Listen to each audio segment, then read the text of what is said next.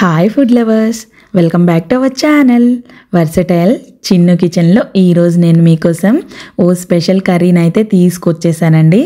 Old డేస్లో grand parents చేసుకునేవాళ్ళు, ఈ జనరేషన్ వాళ్ళకి మ్యాక్సిమం తెలియదనే అనుకుంటున్నాను. అదేనండి డ్రై ఫిష్ బ్రింజల్ కర్రీ. చాలా బాగుంటుంది. ఇది వైట్ రైస్లోనే చాలా టేస్టీగా ఉంటుందండి తినడానికి కూడాను. ఇంకెందుకండి ఆలస్యం చేయడం, కర్రీని అయితే ప్రాసెస్ స్టార్ట్ చేసేద్దాం పదండి. మనకి కర్రీ చేసుకోవడానికి 2 ఆనియన్స్ అండ్ 2 టమోటాస్ వీడియోలో చూపెడుతున్న విధంగా సన్నగా అయితే కట్ చేసేసుకుందాము. ఈ కర్రీ కోసం యూస్ చేస్తున్న ఫిష్ని రిబ్బన్ ఫిష్ అంటారు. ఆన్లైన్లో అవైలబుల్గా ఉంటాయండి. మీకు కావాలంటే ఓసారి ట్రై చేయండి. ఫిష్ని నేను ఆల్రెడీ కట్ చేసి క్లీన్గా వాష్ చేసి పెట్టేసుకున్నాను. ఒక 12 పీసెస్ క్వాంటిటీతో మనం ఇంగ్రీడియంట్స్ని తీసుకుంటున్నాము. నేను 6 బ్రింజల్స్ని తీసుకుంటున్నాను. బ్రింజల్స్ని ముందుగానే కట్ చేసి పెట్టేస్తే బ్లాక్గా అయిపోతాయి. కట్ చేసిన తర్వాత ఉప్పు నీళ్ళల్లో వేసుకొని కలర్ చేంజ్ అవ్వకుండా ఉంటాయండి. ఒక బౌల్ అయితే తీసుకొని కర్రీకి సరిపడా ఆయిల్ని వేసుకుంటున్నాను. ఆయిల్ హీట్ ఎక్కాక ఒక 10 క్లోవ్స్, 1 ఇంచ్ దాల్చిన చెక్క, ఈ 2 ఆయిల్లో ఫ్రై అయ్యాక మనం ఆల్రెడీ కట్ చేసి పెట్టుకున్న ఆనియన్స్ని కూడా వేసుకుంటున్నాను. హై టు మీడియం ఫ్లేమ్స్లో పెట్టుకుంటూ ఆనియన్స్ని కలర్ చేంజ్ అయ్యేంత వరకు ఫ్రై చేసుకుందామండి. ఆనియన్స్ అయితే కలర్ చేంజ్ అయిపోయినాయి. డ్రై రిబ్బన్ ఫిష్ ముక్కలని ఫ్రై అయిన ఆనియన్స్లోకి వేసేసుకుంటున్నాను. వేసేసుకున్న తర్వాత 5 మినిట్స్ హై ఫ్లేమ్లోనే ఫ్రై చేసుకుందాము. 5 మినిట్స్ తర్వాత ఒక చిన్న స్పూన్తో ఒక 1/2 స్పూన్ పసుపునైతే యాడ్ చేసేసుకుంటున్నాను. 1.5 స్పూన్ కారం కూడా యాడ్ చేసుకుంటున్నాను. పసుపు కారం డ్రై ఫిష్కి బాగా పట్టేంత వరకు ఫ్రై చేసేద్దామండి. ఒక 5 మినిట్స్ అయితే లో ఫ్లేమ్లో ఫ్రై చేసుకుందాము.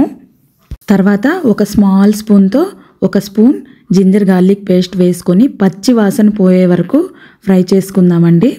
ఫ్రై అయ్యాక మసాలా అడుగు పట్టకుండా ఉండడానికి కొంచెం వాటర్ని యాడ్ చేసుకుంటున్నాను. సాల్ట్ వేయకుండా మర్చిపోయానని అనుకుంటున్నారా? లేదండి, నాకు గుర్తుంది. డ్రై ఫిష్లో ఆల్రెడీ సాల్ట్ యాడ్ చేస్తారు కాబట్టి ఫిష్లో సాల్ట్ ఉంటుంది. కర్రీ 90% అయ్యేలోగా ఫిష్లో సాల్ట్ రిలీజ్ అవుతుంది. సో అప్పుడు సరిపోకపోతే వేసుకుంటే సరిపోతుందని ఇప్పుడు సాల్ట్ యాడ్ చేయలేదు.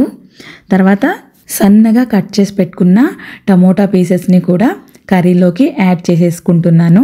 టమోటా ఎప్పుడు లో ఫ్లేమ్లోనే మగ్గించుకోవాలి. టమోటా మగ్గడానికి ఒక 10 మినిట్స్ అయితే పడుతుంది. లిడ్ని పెట్టేస్తున్నాను. 10 మినిట్స్ తర్వాత టమోటా బాగా ఫ్రై అయింది. టమోటా ఫ్రై అయ్యాక కట్ చేసి సాల్ట్ వాటర్లో వాష్ చేసి పెట్టుకున్న బ్రింజాల్ని యాడ్ చేసేసుకుందాము. అన్ని వైపులా కలుపుతూ ఒక గ్లాస్ వాటర్ని యాడ్ చేస్తున్నాను. ఇంకో 10 మినిట్స్ మీడియం ఫ్లేమ్లో పెట్టుకున్నాక ఇప్పుడు సాల్ట్ రుచికి తగ్గట్టు సరిచూసుకుని వేసుకుందామండి. సాల్ట్ వేసుకున్నాక అన్ని వైపులా కలుపుకొని కట్ చేసుకున్న కొత్తిమీరని స్ప్రింకిల్ చేసేసుకుంటే మన ribbon dry fish curry ready అయిపోతుంది. ఇంకా మనం సర్వింగ్ బౌల్లోకి తీసుకొని సర్వ్ చేసేసుకోవచ్చు. డ్రై ఫిష్ కర్రీయా అని మొహం చిట్లించుకున్న వాళ్ళు కూడా అబ్బా ఎంత బాగుంది అని టేస్ట్ చేశాక చెప్తారు. అంత బాగుంటుందండి ఈ బ్రింజల్ డ్రై ఫిష్ కర్రీ. ఈరోజు మీకోసం ఒక టిప్ అయితే చెప్పేస్తానండి. డ్రై ఫిష్ ఏదైనా కూడా రైస్ వాష్ చేసుకున్న వాటర్లో 20 మినిట్స్ వరకు సోక్ చేయడం వల్ల డ్రై ఫిష్కి ఉన్న ఓవర్ సాల్ట్ అండ్ ఫిష్ పైన ఉన్న వైట్ పౌడర్ లాంటిది వాష్ చేసినప్పుడు ఈజీగా రిమూవ్ అవుతుంది. నా ఈ dry fish curry and tip నచ్చితే తప్పకుండా ట్రై చేసేసి ఆలస్యం చేయకుండా కామెంట్స్లో టేస్ట్ని షేర్ చేసేసేయండి మరి.